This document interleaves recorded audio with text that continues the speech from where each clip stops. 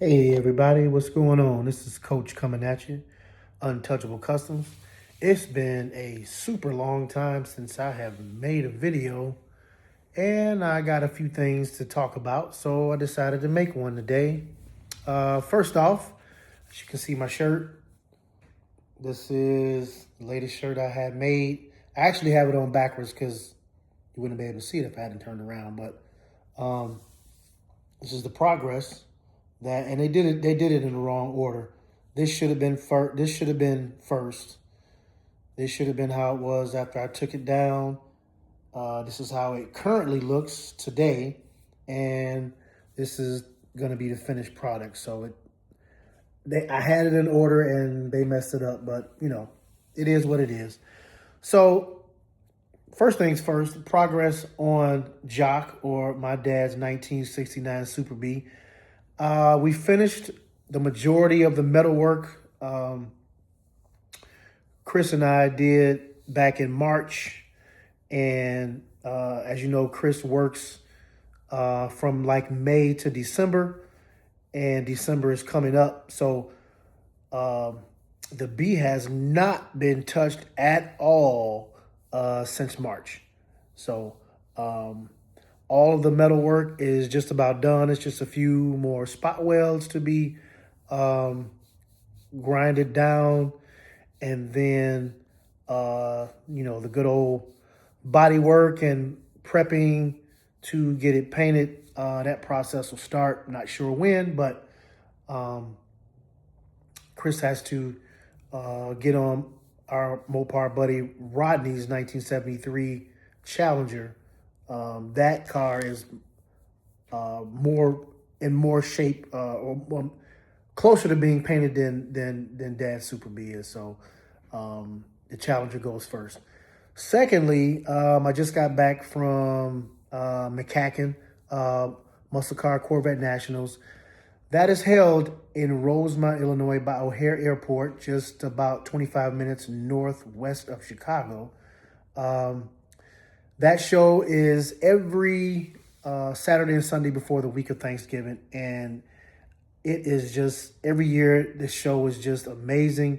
This year was extremely heavy Mopars, extremely. They had a B body, all Hemi row.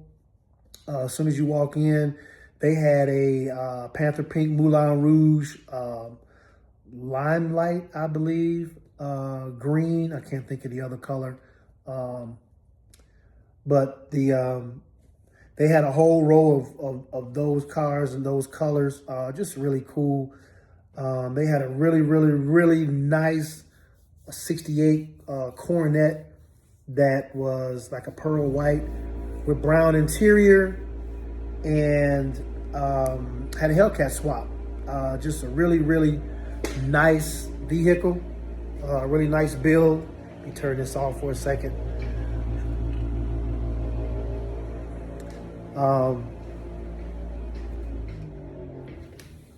So I really enjoyed myself. Saw a couple of the big wigs, Joliet Joe Zoper, Troy from Mopar's 5150, Ryan Schneider, who bought my cousin Gregory Quall's Black Ghost Challenger. He was there with one of his Camaros. Every car at McCacken is just a unicorn. It's a very all the cars are different. All the cars have something unique and special about them. A lot of survivor cars, a lot of cars restored. It's probably the best show that I've ever been to. It's top notch. It's number one in my book. So there was also a guy there by the name of Gary. If I mess his last name up, I apologize. But Gary Kolowski, I think I got that right. Kozlowski. Gary Kozlowski. Okay. I met Gary probably a little over, under 2 years ago, over 1 year ago, at Moparts in Roseville, Michigan. He was working there. It's well over a year. And I just love a great Mopar story. And he has a great one. His dad had a 1970 Plymouth Roadrunner Convertible in Moulin, and I don't know if I'm saying that right, Moulin, Moulin Rouge. If it was a Dodge, it would be Panther Pink, but this is a Plymouth. And it was his dad's car, air grabber hood. Just a really unique car. I think I'm not sure of the exact amount of how many they made in that color in a convertible that year, but his dad had one. And to my understanding, I believe it had black interior and white top, which made that kind of unique. And his dad raced it. You know, seems like everybody's dad that had one of those cars back in the day, whether it be a Mopar or a Chevy or a Ford, they raced them. And I don't remember the exact story about how his father no longer owned it and got rid of it. But Gary went on a 44-year search to find it, and he found it. And it's just a great story, you know, kind of the short of it. It's a really long story, but kind of the short of it is Gary, when he found it, at first it was for sale for like $15,000. But when the guy who owned it found out that it was the original owner's son looking for it, the price doubled. And that sucks. But, you know, Gary's not the first person to have a story like that, and definitely won't be the last to pay more money than what, of course, it was sold for. I mean, back in the day, back in the 70s and 80s, you know, nobody wanted to buy these cars, and people were giving them away $2,000, $3,000, $4,000, you know. But as time went on, Mopars have become, and all classic cars, the price tag of them have gone up significantly. So, so Gary found his car, and he's had it for about 10 years. And the average restoration, you know, is well into six figures. There's no way to cut any corners, especially for a car that's been sitting outside, you know, in the elements for years and years and years.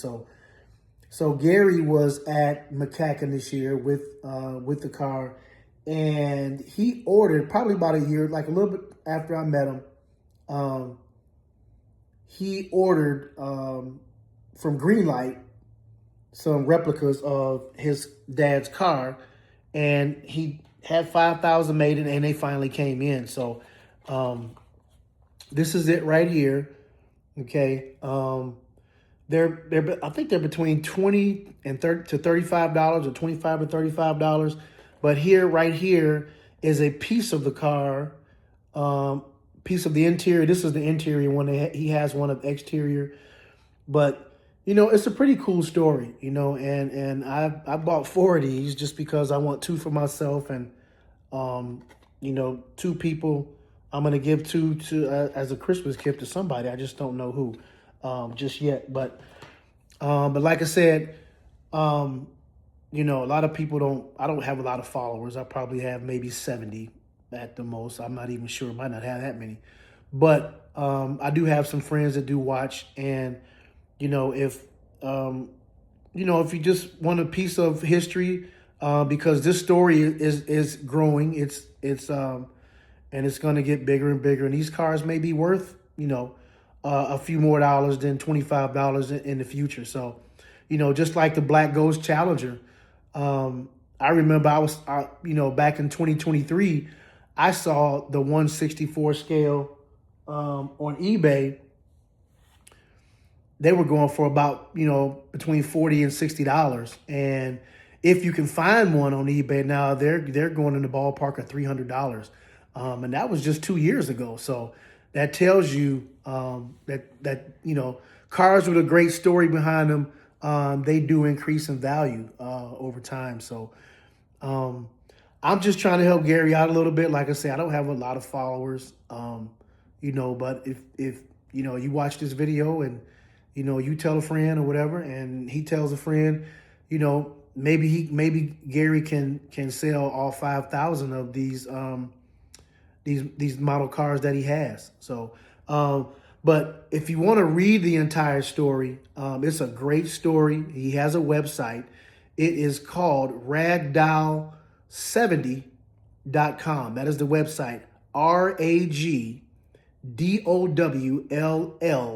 70.com.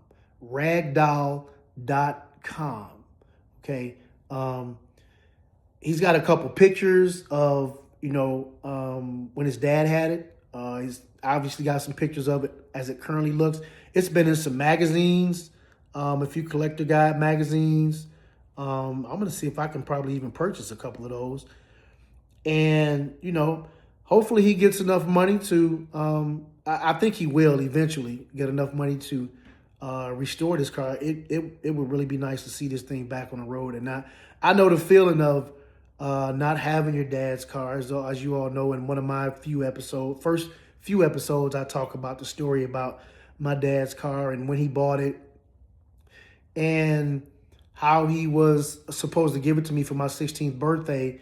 And I didn't find out until I was in my 20s that my mom asked him not to give it to me for my 16th birthday because she felt that the car had just had too much horsepower and I was going to hurt myself in it. So, and I was mad at my dad for some years about that whole situation.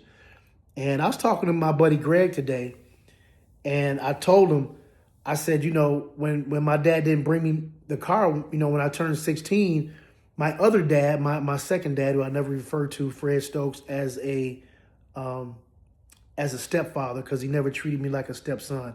So that was my second dad. He bought me my first car, and it was a 1976 Malibu. And from that time I had that car, I kind of became a Chevy guy. I bought several Chevys, a Chevy Cavalier, a Chevy Lumina Z28, a Chevy Z24. I mean, I had quite a few Chevys into my early to mid 20s before I got back, to where my roots are, and that's Mopar. So, but yeah, my dad sold it to be in 1993, and it sat outside for 24 years, and I probably never would have got it back had I not went and asked the guy, could I buy it back? It wasn't for sale at the time, and I ended up buying a 70 Roadrunner and putting that together, and ultimately that showed my great friends. They're like family to me now. I ended up buying my dad's B back, but I just feel like that I earned